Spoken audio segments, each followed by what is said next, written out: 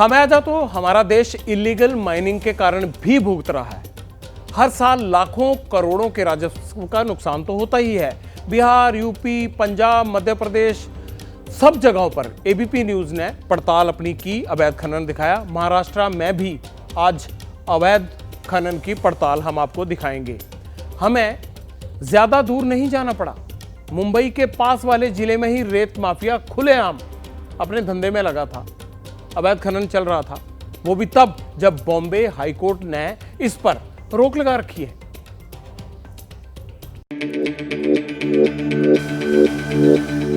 मुंबई से सटे पालघर और ठाणे जिले को बांटती ये है घोड़बंदर भायंदर खाड़ी। पानी शांत है, लेकिन अवैध खनन की वजह से गांव के लोग बेचैन। ऐसा इसलिए क्योंकि जिस मिट्टी को हाथों से निकालकर घर चलाते थे, 50 परिवारों वाले गांव का जीवन चलता था, वहां रेत माफिया ने सब छीन लिया। जहाँ से आमदनी होगी नहीं तो लोग यहाँ बेरोजगार बैठ के कितने दिन रहेंगे।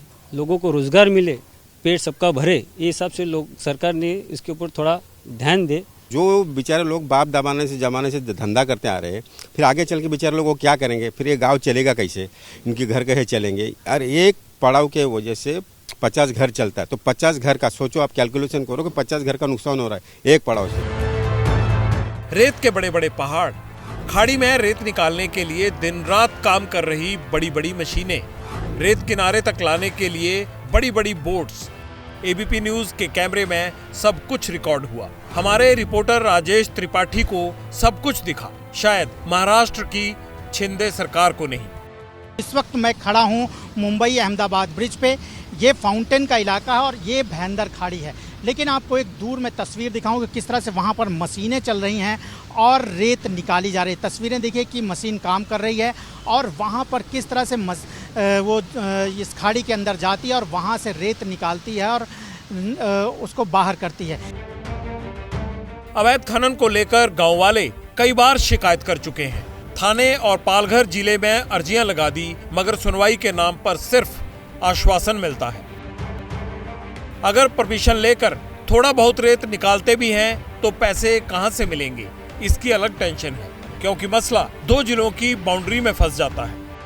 प्रशासन की गलतियां देखिए कि जगह एक है और कानून 2 है। अगर हमें एक उत्खनन करना है तो 2 जगह रॉयल्टी मांगनी पड़ रही है। वहां से लेके फिर वो ठाणे जिले में जमा करो, ठाणा जिले से फिर इशू होएगी।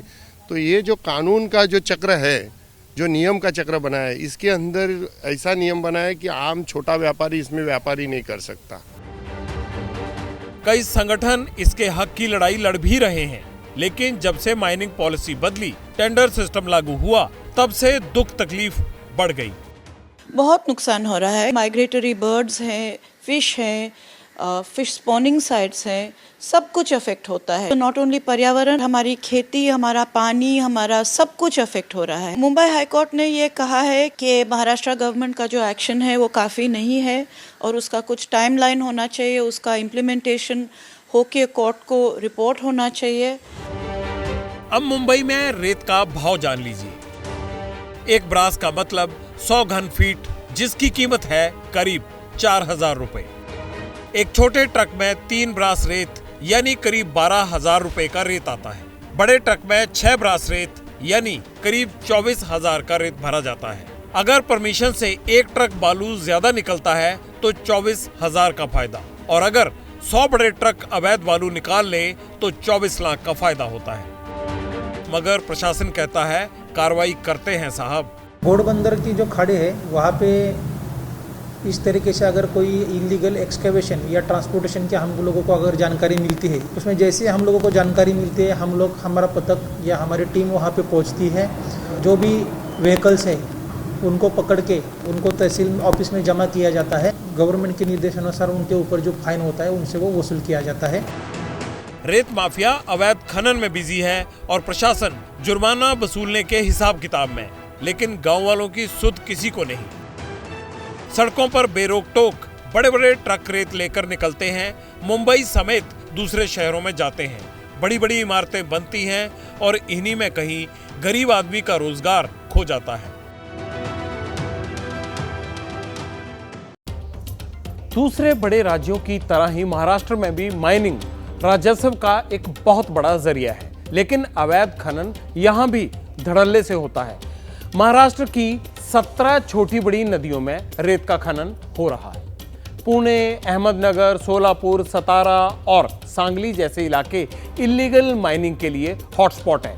अगर सिस्टम से चलें तो महाराष्ट्र में खनन का कारोबार 16,000 करोड़ रुपए का हो सकता है, मगर सरकार को सालाना 3,600 यानी 3600 करोड़ रुपए का राजस्व भी मिलता है। इसकी वजह क्या है? क्योंकि खनन होता है। साल 2019-20 में 2300 करोड़ रुपए ही मिल पाए, 3600 भी नहीं मिले। तो इसकी वजह क्या रहती है? कुछ आदेश रहते हैं अदालतों के और बाकी अवैध खनन माफिया।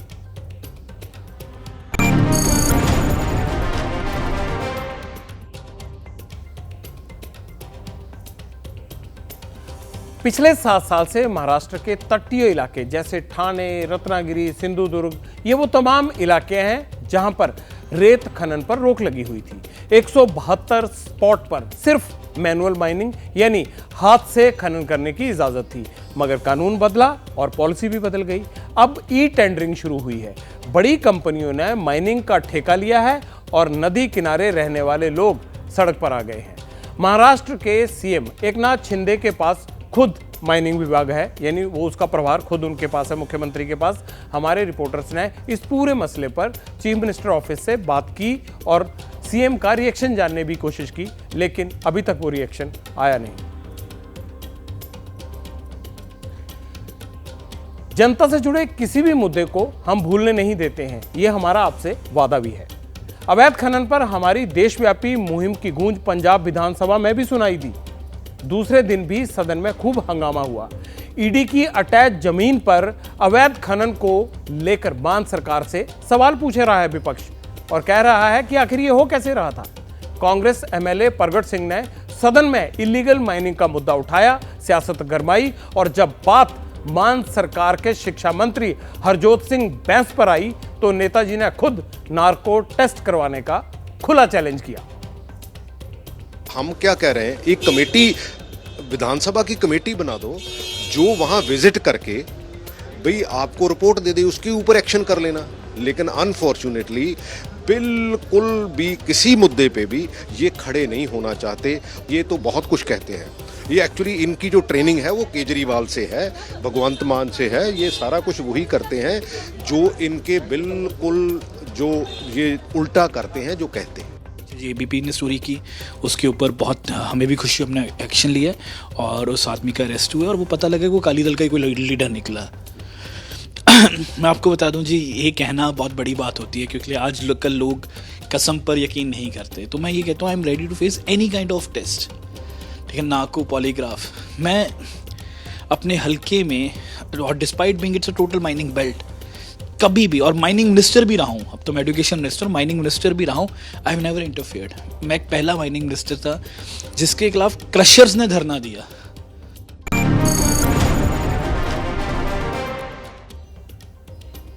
इस हमाम में सब नंगे हैं। वैसे मान सरकार दावा ये करती है कि पंजाब में अवैध खनन खत्म हो चुका है, लेकिन होशियारपुर जिले के मुकेरिया में ये अब भी धड़ल्ले से चल रहा है। वहां इलीगल माइनिंग हो रही है।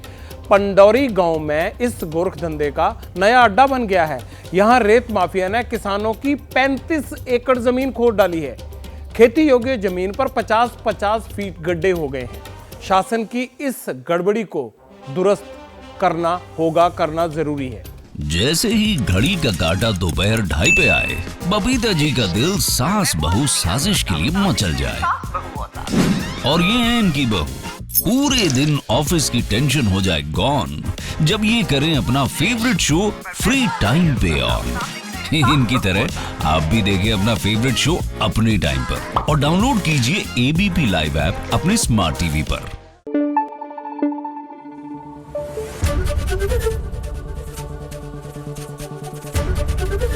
एबीपी न्यूज आपको रखे आगे।